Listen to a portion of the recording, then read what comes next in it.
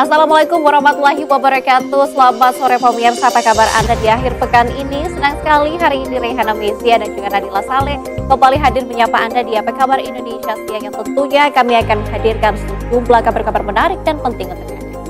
Nah, ini ada kabar mengenai artis K-pop BTS, J-Hope yang datang ke Indonesia untuk melakukan yang namanya konser. Tentunya ini juga menjadi seru banget ya di hari ini. Betul sekali, menjadi salah satu informasi bagi kita. Dan juga tadi ada Presiden Prabowo Subianto yang sudah meresmikan meresmikan Terminal 2F yang baru saja diresmikan tadi dalam musim haji di 2025 ini. Dan pemirsa, kami juga akan mengajak Anda langsung untuk mengetahui bagaimana perkembangan peresmian Terminal 2F di Bandara Soekarno-Hatta. Bersama rekan kami ada Yohanes Leonardo di sana. Selamat sore Yohanes Leonardo.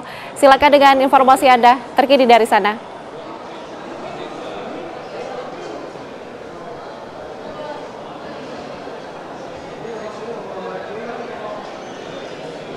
Ya, Ardo.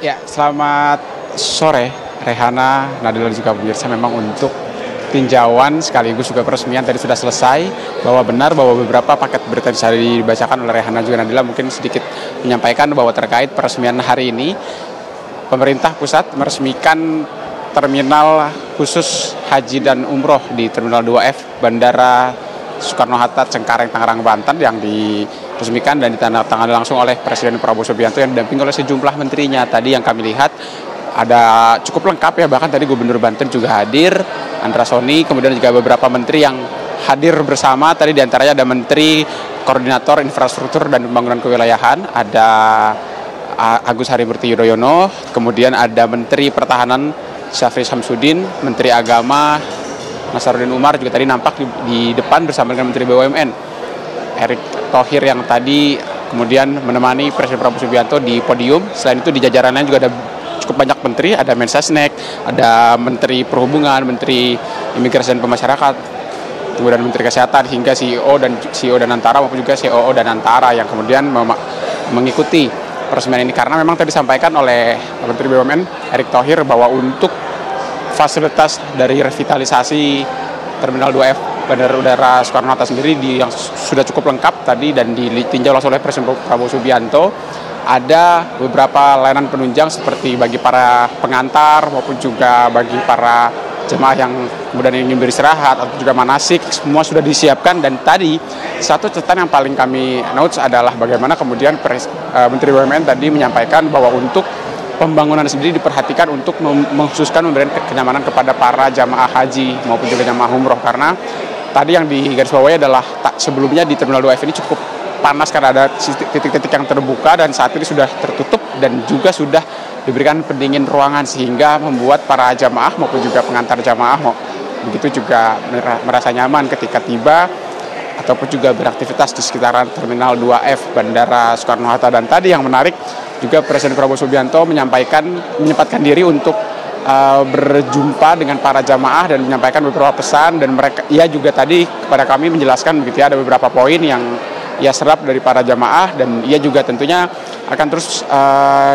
ia tadi menyebut bahwa semua masukan maupun juga evaluasi terkait Terminal 2F Bandara Soekarno-Hatta ini akan terus didengarkan dan kemudian akan dimaksimalkan untuk kemudian memberikan kenyamanan, karena memang sebagai catatan di Terminal 2F sendiri ini layanan tadi diantaranya ada beberapa yang diresmikan, salah satunya adalah masjid di bagian atas, kemudian juga ada lahan seluas 3.000 meter persegi ini juga nantinya ini akan menampung kurang lebih sebanyak 10.000 penumpang per harinya untuk kapasitas Terminal 2F sendiri, dan penerbangan langsung juga dilengkapi dengan 10 konter khusus untuk Makkah Road atau rute khusus Mekah yang kemudian nanti tidak perlu lagi ketika tiba di Madinah ataupun juga Mekah nanti tidak perlu lagi untuk melakukan pemeriksaan imigrasi, karena semua akan dilangsungkan dengan cepat dan cuma makan waktu sekitar 40-60 detik saja di loket imigrasi yang ada di Terminal 2F Bandara Soekarno-Hatta ini. Dan kemudian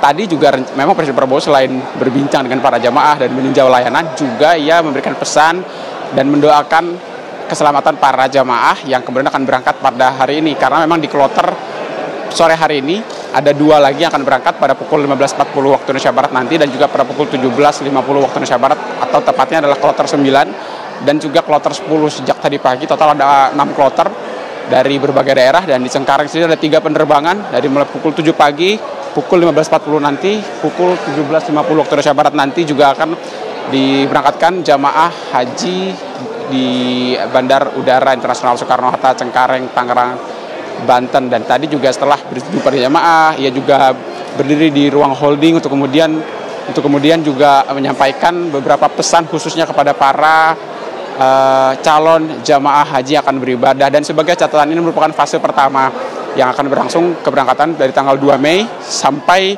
tanggal 31 Mei 2025. Lalu kemudian juga untuk pada fase kedua atau pada kepulangan nanti, rencananya akan berlangsung mulai tanggal 11 Juni sampai tanggal 10 Juli 2025. Dan sebagai informasi juga sedikit tambahan bahwa untuk total jamaah haji yang berangkat pada hari ini tidak hanya dari Cengkareng, tapi juga ada dari Lampung dan juga di Jawa Barat sebanyak 3 kloter, artinya 6 kloter yang tersebar, 3 di Cengkareng, Tangerang, Banten, kemudian 1 di Lampung dan 2 lagi di Jawa Barat untuk keberangkatan kloter 6, 7, 8, 9 dan juga 10 total yang berangkat pada hari ini. Sementara demikian, kembali ke studio Rehana dan juga Nadila. Lakukan ya. Terima kasih Yohanes Leonardo untuk laporan Anda langsung dari sana. Selamat bertugas kembali, Ardo. Semoga nanti tahun depan kita bisa ke sana juga ya. Tapi untuk itu pemirsa, kita juga akan beralih ke informasi lainnya. Seorang balita terkunci sendirian di dalam kamar di kawasan Durensawit, Jakarta Timur pada hari Jumat siang. Orang tua balita yang panik ini pemirsa langsung menghubungi petugas Sudin Damkar Jakarta Timur untuk mengevakuasi balita yang terkunci di dalam kamar. Petugas Sudin Damkar Sektor Durensawit yang mendapatkan laporan tersebut langsung berusaha membuka pintu kamar yang terkunci dari dalam. Petugas mencongkel kunci pintu menggunakan palu untuk membuka pintu yang terkunci. Setelah hampir setengah jam pemirsa, pintu kamar yang terkunci tersebut akhirnya terbuka. Pihak orang tua mengatakan balita tersebut terkunci dari dalam karena diduga memainkan kunci kamar yang tergantung di pintu. Orang tua baru menyadari kamarnya terkunci setelah ingin menemui sang anak yang berada di dalam kamar.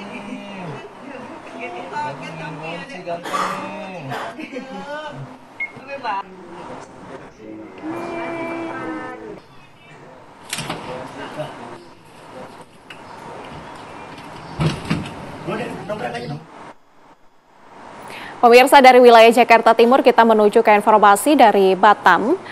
Sebuah truk mengalami remblong menabrak pengendara sepeda motor di Simpang Tiban Center, Kecamatan Sekupang, Kota Batam, Kepulauan Riau, terekam kamera CCTV. Saat ini pemirsa, di layar kaca Anda terlihat dalam rekaman pengawas di lampu merah Tiban Center, satu unit truk tanpa muatan tiba-tiba melaju kencang dari arah Sekupang. Truk tersebut melintas lurus hingga menabrak beberapa kendaraan yang sedang melintas ke arah Tiban Princess. Karena tidak terkendali, truk menabrak pembatas jalan. Pasca kejadian, sejumlah warga dan pengendara lainnya berusaha untuk mengevakuasi para korban. Namun akibat kejadian tragis ini, 1 orang meninggal di tempat, 1 orang meninggal di rumah sakit, dan 2 orang mengalami kritis, serta 2 orang lagi luka ringan.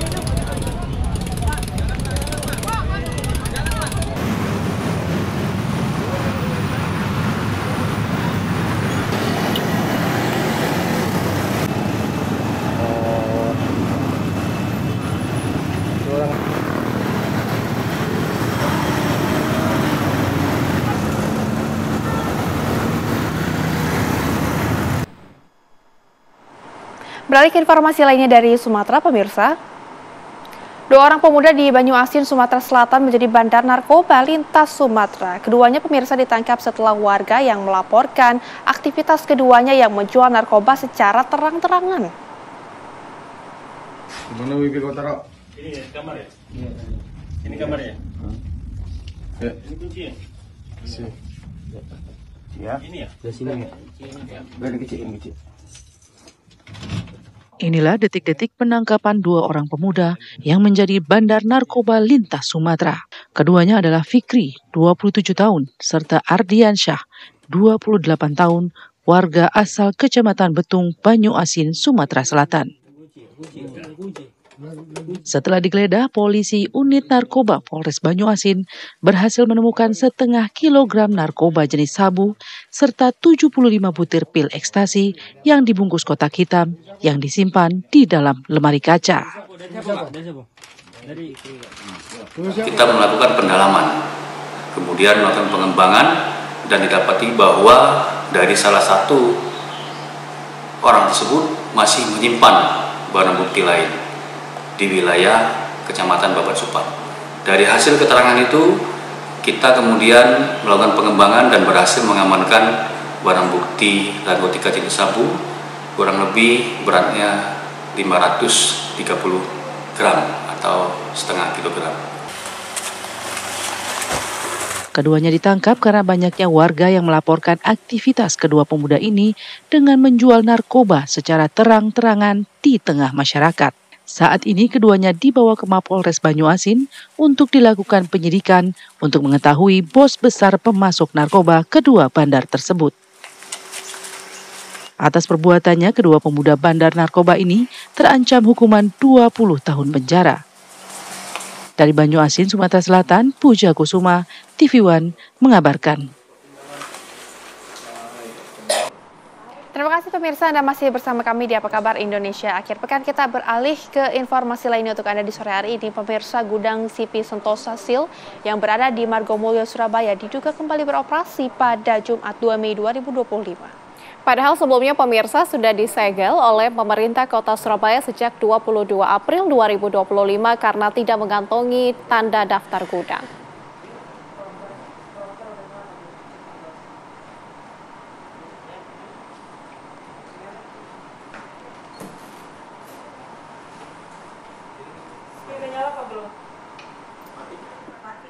Sebuah video amatir viral di media sosial menunjukkan adanya aktivitas di gudang Sentosa Steel yang telah disegel oleh pemerintah kota Surabaya.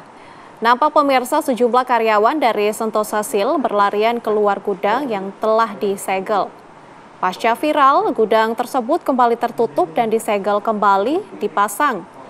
Di depan gudang terparkir mobil patroli dari Polsek Asemrowo, Surabaya, namun tidak terlihat ada polisi yang berada di lokasi. CV Sentosa Steel sebelumnya memang mengajukan izin pemirsa untuk melakukan pemeliharaan instalasi listrik di dalam gudang dan diperbolehkan oleh pemerintah kota Surabaya. Namun dalam video viral yang terlihat keluar gudang justru sejumlah perempuan layaknya para pekerja pabrik.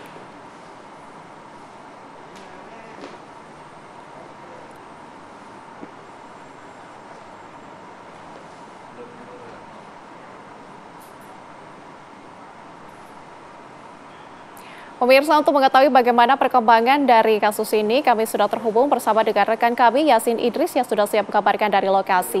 Yasin, bagaimana perkembangan terbaru dari sana? Silakan.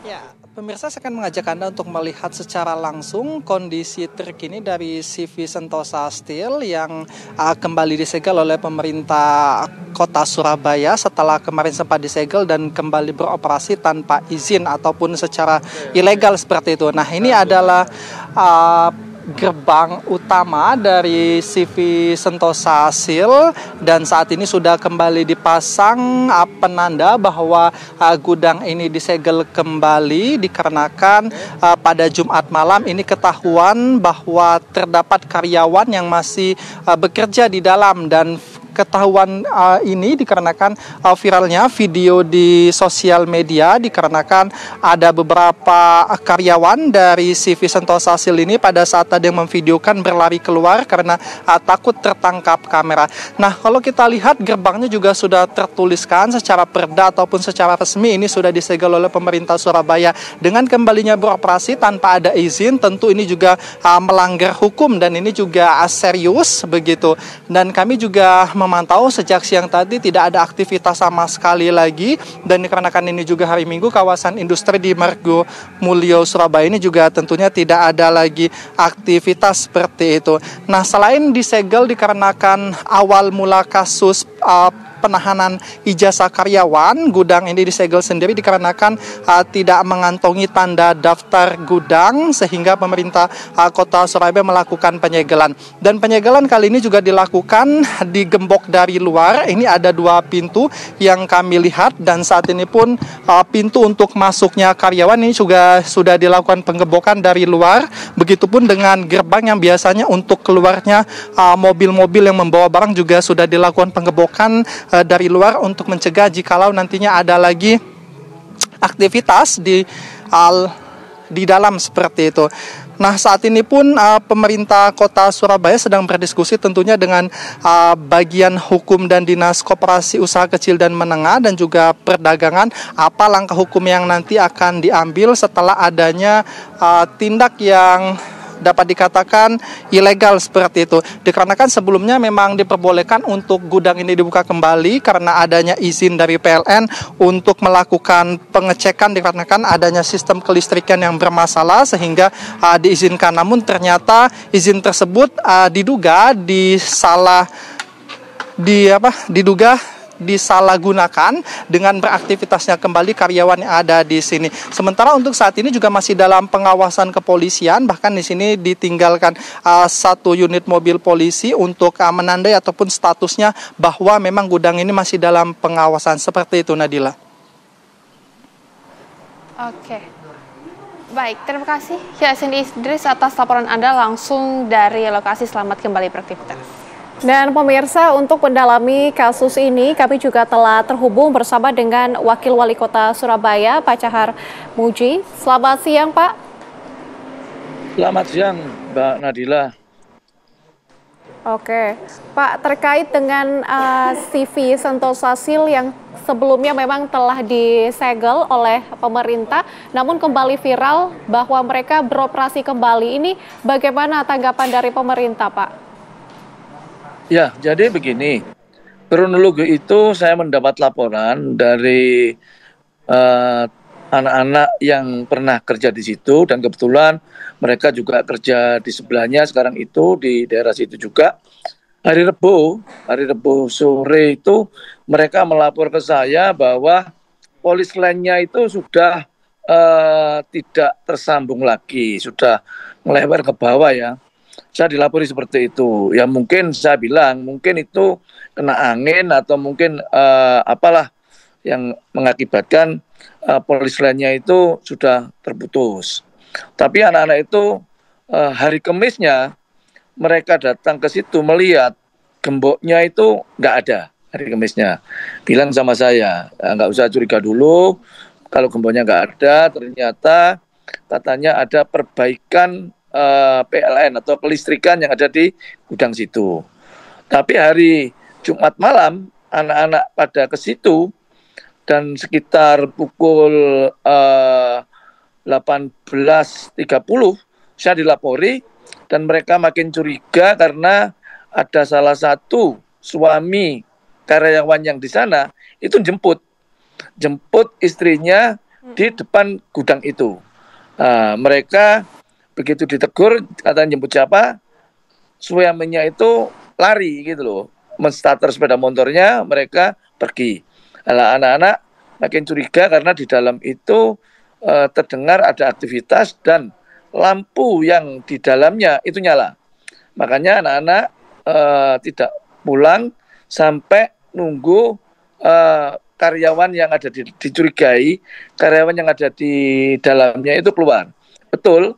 Pada saat jam 7 malam, jam 19.00, itu di antara sekian orang, ada 6 orang, itu keluar dari gudang tersebut.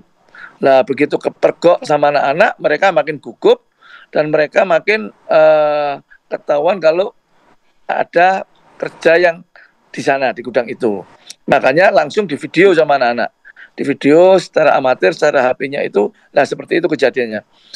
Jam 7 malam itu langsung saya laporkan kepada wali kota dengan bukti-bukti bahwa malam itu memang gudang tersebut ada yang bekerja dan aktivitas itu sudah mungkin berjalan 1-2 hari ya.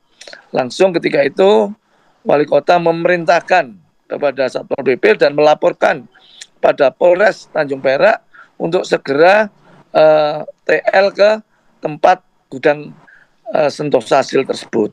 Dan terjadilah mungkin anak-anak juga melaporkan ke teman-teman yang lain dengan video-video itu, akhirnya menjadi suatu viral di medsos-medsos yang ada di sekitaran Surabaya. Baik, Pak. Tadi Anda juga sempat mengungkapkan jika polis lain yang ada di depan gudang tersebut kondisinya sudah tidak layak, kemudian juga gemboknya juga sudah hilang. Pak, sejauh ini apakah sudah ada koordinasi dengan pihak kepolisian agar tidak terjadi lagi hal serupa? Langsung, Jumat malam tersebut dari kepolisian, dari Satpol PP, tinjau lapangan, TL ke sana, langsung disegel ulang. Dan dipolis ulang, di stiker ulang, dan sekarang digembok, dirantai. Itu kondisi yang terjadi pada Jumat malam setelah dilapori sama anak-anak yang memergoi adanya kegiatan pekerjaan yang ada di sana. Oke, Pak Armuji, tapi sampai saat ini kan kondisi pekerja di sana bisa dibilang masih menjadi pekerja dari CV Sentosasil tersebut. Sejauh ini kebijakan apa yang diberikan kepada pekerja-pekerja tersebut, Pak? Ya tentunya kalau memang itu kan tanggung jawab daripada perusahaan ya. Karena ini kan masih dalam segel, artinya masih dalam proses hukum. Nah, semua orang harus mentaati masalah hukum. Karena ini sudah ditangani di Polda Jawa Timur. Makanya kalau ada yang seperti itu, tentunya jangan sampai melanggar. Karena ini masih dalam proses hukum. Sama-sama saling menghormati dan menghargai proses hukum tersebut. Oke, baik Pak. Tapi dari pihak Pemkot sendiri, mengingat ini kan banyak sekali juga pekerja yang bekerja di CV tersebut, Pak. Apakah ada mediasi antara karyawan dengan pemilik perusahaan, Pak? Ya, selama ini memang pihak perusahaan belum mengajukan untuk langkah-langkah tentang karyawan yang di situ. Dan itu jumlahnya juga nggak banyak. Kalau lihat dari yang malam itu ya sekitar cuma 7 orang. Dan memang yang kerja di sana memang banyak yang keluar masuk. Dari perusahaan belum mengajukan ke Disnaker Kota Surabaya untuk melakukan langkah-langkah apa kiranya pekerja yang sekarang ini tidak bisa melakukan aktivitas karena gudangnya disegel dan masih dalam proses hukum. Dari pihak Sentosasil belum ada komunikasi. Oke, Pak Armuji, setelah adanya kejadian ini, apakah pengawasan di lokasi sejauh ini akan lebih diperketat atau seperti apa, Pak, kebijakannya? Ya, dari pihak kepolisian juga men-standby-kan mobil patroli dan orangnya selama aktivitas jam kerja. Jam kerjanya kan jam 9 sampai jam 5 sore atau mungkin sampai malam. Dan itu langkah antisipasi bila mana ada hal-hal yang tidak dimungkinkan. Baik, tentunya sudah ada langkah antisipasi yang dilakukan. Terima kasih Pak Armuji sudah bergabung bersama dengan kami di Apa Kabar Indonesia Akhir Pekan. Selamat kembali beraktivitas. Masih bersama kami pemirsa di Apa Kabar Indonesia Akhir Pekan. Ribuan santriwan dan santriwati dari Pondok Pesantren Asyifa Sanggah Herang, Subang, Jawa Barat menggelar aksi konser amal bela Palestina. Ya pemirsa, mereka menyerukan kemerdekaan Palestina terutama bagi warga Gaza.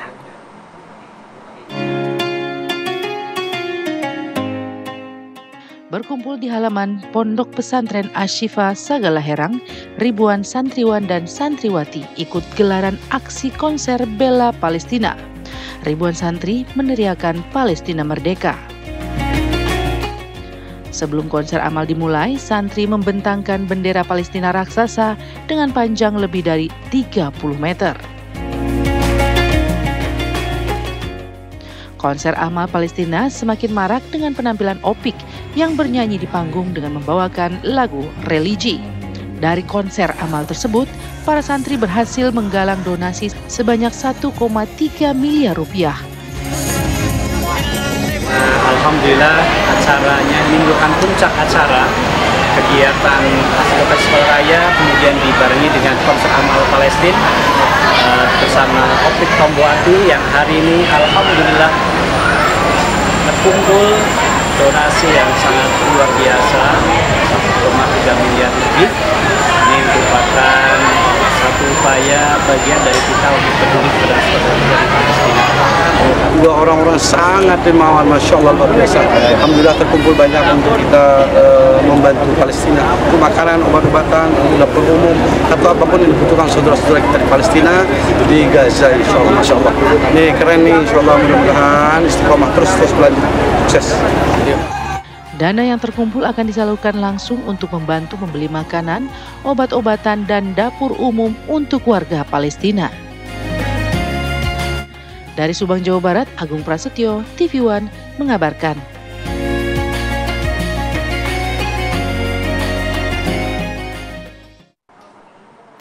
Waduh, nanti banget, betul Re. sekali. Ya Allah, hari Minggu Kira-kira Opa bakal nyanyiin lagu Chicken Noodle Soup nggak ya? Opa J-Hope. Betul, kita langsung aja yuk tanyakan kepada reporter TV One yang sudah siap mengabarkan untuk Anda. Ada Atika Harap di sana. Atika, bagaimana keseruan konser J-Hope? Silakan.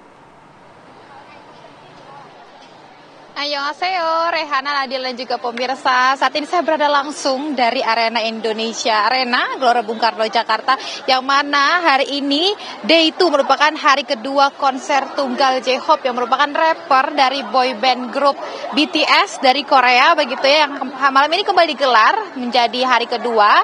Dan hari ini memang terlihat sekali dari pagi tadi, padahal ini open gate untuk penukaran tiketnya dibuka jam 11. Tapi tadi saya tanyakan beberapa ARMY ataupun penggemarnya ini sudah datang dari berbagai daerah pada pukul 9 pagi hari tadi.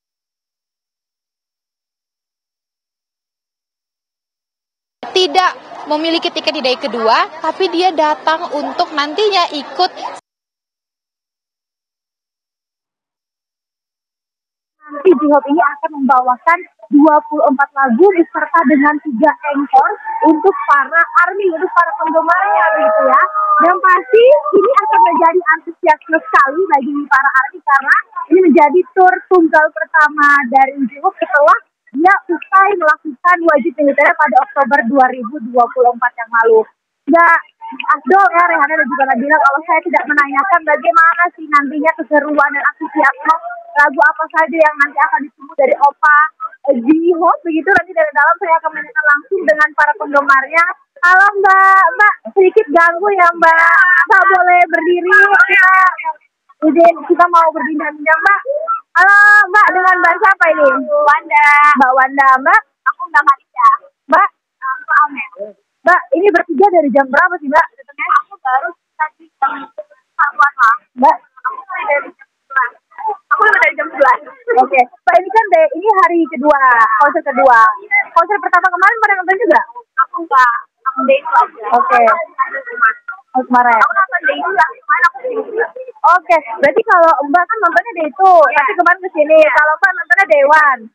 Kalau day itu nonton juga? Enggak sih. Oke. Berarti ini benar-benar ARMY sejati ya. Mbak ini bawa apa aja nih? Amigo, lightstick. Oh, ini lightstick. Kalau ini tandanya apa nih? Amigo, ini biar cantik. Oke, nanti dari 24 lagu setlistnya yang paling ditunggu-tunggu pengen nyanyi nanti lagu apa nih Mbak? Aku Equal Fine. Oke, Fine. Kalau aku semuanya, cuma aku lebih nunggu Neuron. Encore-nya. Masih bersama kami pemirsa di Apa Kabar Indonesia Akhir Pekan. Ketua Umum Kadin Indonesia Nindya Novian Bakri mengunjungi kantor pusat US ASEAN Business Council untuk menggelar pertemuan bilateral dengan Presiden dan CEO USABC Ted Osius.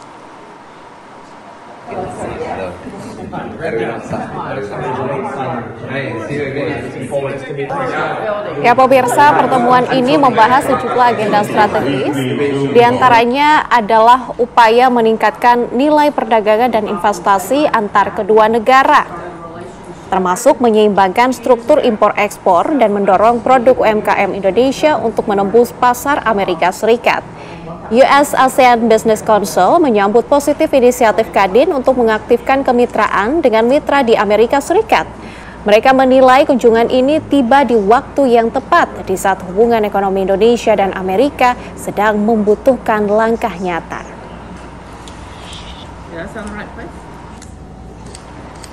Nah, kita menandatangani MOU untuk bekerjasama lebih erat, terutama sekarang dalam kita lagi menegosiasi supaya urusan tarif dengan Amerika ini bisa menemukan jalan yang baik, bukan saja supaya bisa seimbang, tapi lebih besar lagi. Dan yang kedua, tadi bicara juga bagaimana investasi bisa berkembang, sehingga bukan saja kita mendapat investasi, siapa tahu ada kesempatan investasi di sini juga. Tapi intinya bagaimana Indonesia ini industrinya bisa berkembang dan tentu berhubungan lebih baik lagi dengan Amerika yang membuat teman-teman dengan UMKM, petani justru bisa mengekspor lebih banyak lagi, baik berupa garmen, berupa elektronik maupun alas kaki dan masih banyak lagi. Dan sebaliknya dari Amerika tentu banyak sekali seperti gandum, seperti kedelai sama kapas. Tapi dengan kerjasama ini saya yakin perdagangan antara Indonesia dan Amerika justru bisa lebih besar lagi. Pemirsa, kami hadirkan kabar selanjutnya tentang Minang Halal Lifestyle. Rana Minang Halal Lifestyle Festival 2025 di Padang, Sumatera Barat dihadiri 7 duta besar dari negara-negara anggota Organisasi Kerja Sama Islam atau OKI dan menghadirkan 12 pembicara dari berbagai negara. Pemirsa, pembukaan Ranah Minang Halal Festival 2025 ini dengan menabuh alat musik tradisional Minangkabau Tambua oleh Chairman Indonesia Halal Lifestyle Center 2025 Sabta Nirwandar, Rektor Universitas Baitur Rohmah Musliar Kasim didampingi Yayasan Baitur Rohmah serta perwakilan Duta Besar Negara Islam dan perwakilan pembicara dari berbagai negara. Para duta besar ini turut menyatakan dukungannya terhadap pertumbuhan industri halal Indonesia dan membuka peluang kerjasama strategis antar negara. Total pemirsa ada 12 pembicara dari berbagai negara hadir seperti dari Thailand, Singapura, Indonesia, Malaysia, Arab Saudi, Maroko, Qatar, Nigeria, Yordania, Mesir, bahkan ini hingga Turki. Diskusi seharian ini berfokus kepada pengembangan industri halal berbasis digital, pendidikan, keuangan syariah, pertanian, bahkan hingga pariwisata. To better understand what is IHLC, Indonesia Halal Lifestyle, halal not halal only but halal lifestyle and center.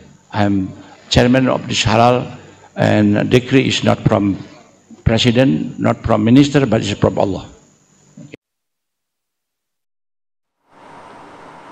Kita hadirkan informasi lain untuk Anda pemirsa dari Purwakarta, Jawa Barat. Hujan yang terjadi pada Hari Pendidikan Nasional Jumat 2 Mei 2025 mengakibatkan pagar tembok pembatas sekolah Dasar Negeri Cipayung 1 Cibinong, Kabupaten Bogor ambruk akibat diterjang banjir. Ya kelas Bupiah airnya udah dikeluarin, tinggal letak-letaknya iya besok. Hari Pendidikan Nasional 2 Mei 2025 menjadi hari yang kurang menyenangkan bagi siswa-siswi Sekolah Dasar Negeri Cipayung 1 Cibinong, Kabupaten Bogor. Pasalnya, hujan deras yang terjadi Jumat petang mengakibatkan pagar pembatas sekolah bagian belakang ambruk dan jebol akibat diterjang aliran air hujan yang berasal dari perumahan yang tengah dibangun persis berada di sebelah sekolah. Bahan-bahan material seperti batako dan pasir serta lumpur terbawa banjir ke lingkungan sekolah. Banjir beberapa kali terjadi semenjak dimulainya proyek pembangunan perumahan.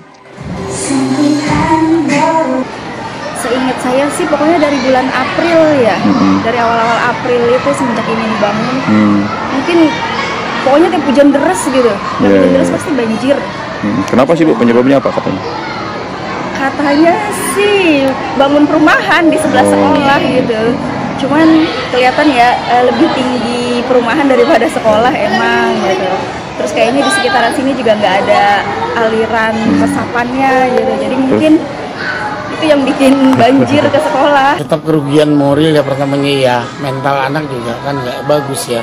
Ini ada apa gitu sampai seperti ini, kan ini baru terjadi sekian tahun sekolah ini berdiri ya, baru terjadi. Yang kedua ya, kelas semua hancur, artinya ya sudah banjir. Bapak bisa lihat tadi batako yang dari sini terbawa hanyut sampai ke tempat mereka olahraga. Kita sudah laporkan dari yang kejadian pertama sampai hari ini kita sudah kirimkan video. Kebetulan yang kemarin yang kejadian yang keempat itu saya lapor dengan Pak Lurah, Pak Camat, Pak Binsa, Sarpas, termasuk dan Ramil. Untuk sementara, Lurah setempat Kelurahan Tengah Cibinong Awan Setiawan memerintahkan untuk menghentikan sementara pekerjaan proyek perumahan tersebut. Untuk sementara Dari Bogor, Jawa Barat, Usep Saripudin, TV One mengabarkan. Jangan takut kotor, ayo maju.